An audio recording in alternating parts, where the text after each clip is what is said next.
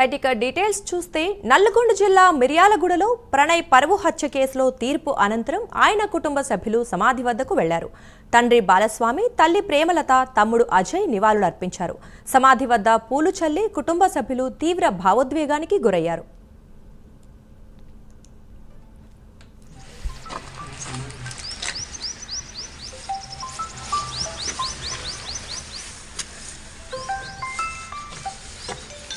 నేను పని మీద ఉన్నా కొద్దిగా.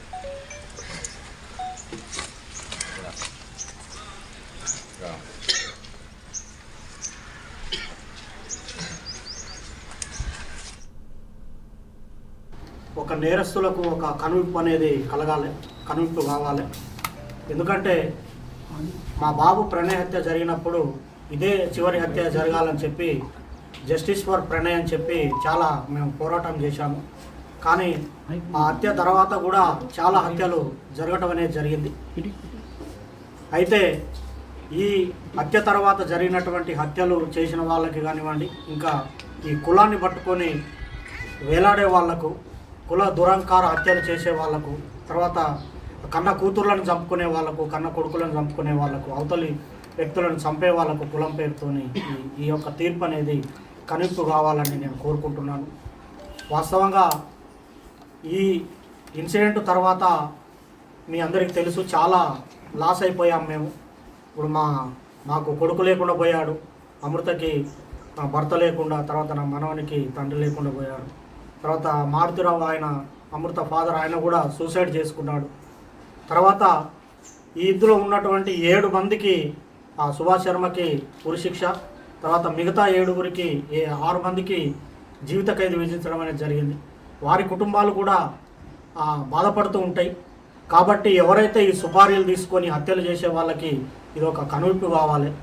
ఏదన్నా ఉంటే మాట్లాడుకోవటం కానివ్వండి, సమస్య పరిష్కారానికి సామరస్యంగా చేసుకోవాలి తప్ప మేనేజ్ చేయొచ్చులే, వాళ్ళకి అంతో ఇంతో డబ్బులు ఇవ్వచ్చులే, మేనేజ్ చేయొచ్చులే అని చెప్పి చంపడం అనేది కరెక్ట్ కాదు. ఈ కేసు విషయంలో మమ్మల్ని కూడా అనేక రకమైనటువంటి ప్రలోభాలు పెట్టినప్పటికీ కూడా మేము ఎక్కడ లొంగకుండా న్యాయం జరగాలి, ఈ హత్యతోని మిగతా కుల హత్యలు ఆగిపోవాలని చెప్పి మేము పోరాటం అనేది చేయటం జరిగింది. 6.5 సంవత్సరాలు మేము ఎదురు చూసాం న్యాయం కోసం, మేము సాక్ష్యం చెప్పి. ఇందులో ముఖ్యమైనటువంటి పాత్ర పోషించినటువంటి అప్పటి డిఎస్పి శ్రీనివాస్ గారికి ప్రత్యేకమైన కృతజ్ఞతలు ఈ సందర్భంగా తెలియజేస్తూ ఉన్నాను. ఎందుకంటే సారు ఐఓగా చాలా గొప్పగా ఆ కేసును పకడ్బందీగా, చాలామంది మమ్మల్ని అన్నారు ఎందుకు కేసు లేట్ అవుతుంది, ఛార్జ్షీట్ లేట్ అవుతుంది, ఏదో జరుగుతుందని.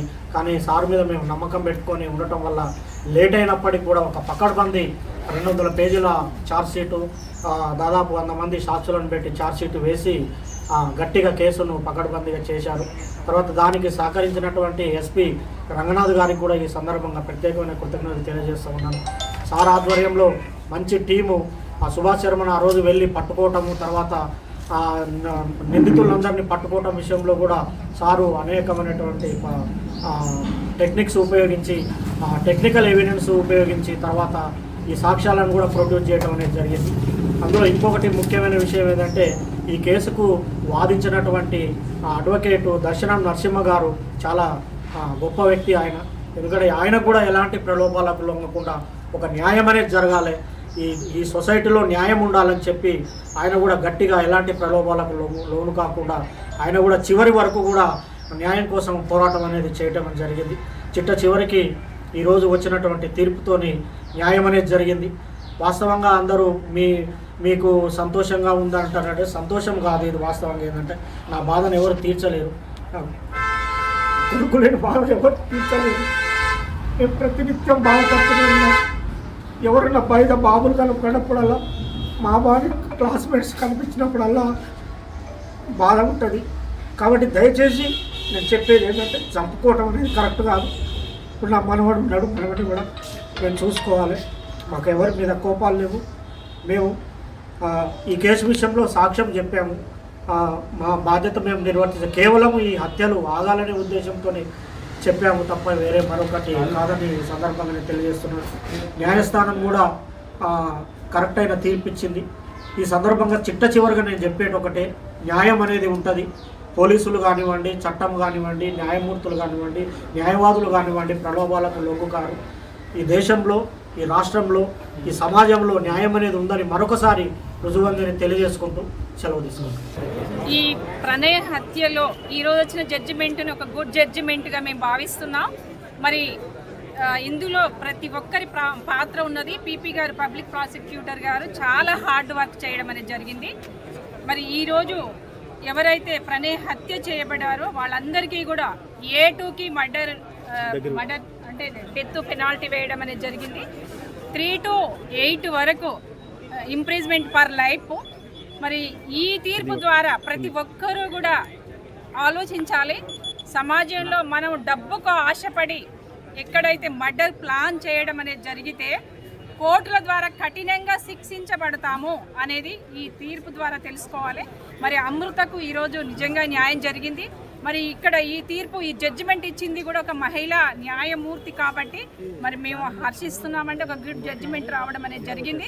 మరి పోలీసుల పాత్ర కూడా చాలా, వాళ్ళు కూడా అన్ని ఎవిడెన్స్లు, సైంటిఫిక్ ఎవిడెన్స్తో పాటుగా 78 సాక్ష్యాలను ప్రవేశపెట్టడం అంటే ఇది ఈజీ కాదు. మరి ఒక వాళ్ళ హార్డ్ వర్క్ కూడా చేయడం, వాళ్ళని కూడా అభినందించవచ్చు మనము. మరి ఈరోజు ఎవరైతే SC ST వాళ్ళ మీద చిన్న చూపు చూస్తున్నారో ఈ జడ్జిమెంట్ ద్వారా తెలుసుకోవాలి. మరి SCల జోలికి వెళ్ళినా, STల జోలికి వెళ్ళినా కోర్టుల ద్వారా మనం పనిషబుల్ అఫెన్స్ అనేది ఉంటుంది కాబట్టి ఇది గుడ్ జడ్జిమెంటు. మరి సొసైటీలో ఈ జడ్జిమెంట్ చూసి ఇకనైనా ఎవరైతే కుల దురంకారులు ఉంటారో వాళ్ళ కులాన్ని కాపాడుకోవడానికి హత్యల ద్వారానో హింస ద్వారానో ప్రేరేపించకుండా ఉండాలని ఇది ఒక మంచి జడ్జిమెంట్గా నేను భావిస్తున్నాను.